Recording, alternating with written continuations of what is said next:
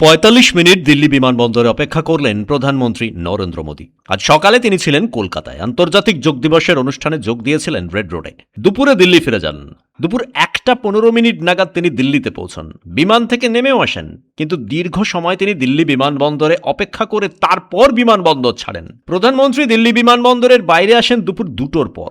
সঠিক সময়ে দিল্লি পৌঁছেও কেন বিমানবন্দর থেকে তিনি বেরোতে চাইছিলেন না, কিছুক্ষণের জন্য সেই প্রশ্ন অনেকের মধ্যে ধোঁয়াশা তৈরি করে। পরে জানা যায়, নিট পরীক্ষার্থীদের যাতে পরীক্ষা কেন্দ্রে যেতে কোনো অসুবিধা না হয়, সেজন্যই বিমানবন্দরে দীর্ঘ সময় অপেক্ষা করেন প্রধানমন্ত্রী নরেন্দ্র মোদী। জানা গেছে, বিমানবন্দর থেকে প্রধানমন্ত্রীর কনভয় বেরোনোর পরই দিল্লির রাজপথ থমকে যেত। আটকে পড়তেন হাজার হাজার নিট পরীক্ষার্থী। তারা যাতে নিরাপদে সঠিক সময়ে পরীক্ষা কেন্দ্রে পৌঁছতে পারেন, তাই প্রধানমন্ত্রী নিজেই দ্রুত বিমানবন্দর থেকে বেরোনোর পরিকল্পনা বাতিল করেন।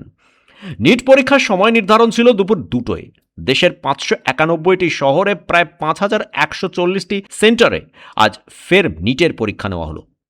পরীক্ষা ছিল দুপুর ২টো থেকে ৫টা ১৫। প্রধানমন্ত্রী দিল্লিতে নেমেছেন ১টা ১৫। ঠিক সেই সময়ে তিনি যদি এয়ারপোর্ট থেকে বেরোতেন, তাহলে তার নিরাপত্তার প্রোটোকল মানতে গিয়ে বহু রাস্তাকে নো এন্ট্রি করে দেওয়ার কথা। তাতে সমস্যায় পড়তেন পরীক্ষার্থীরা।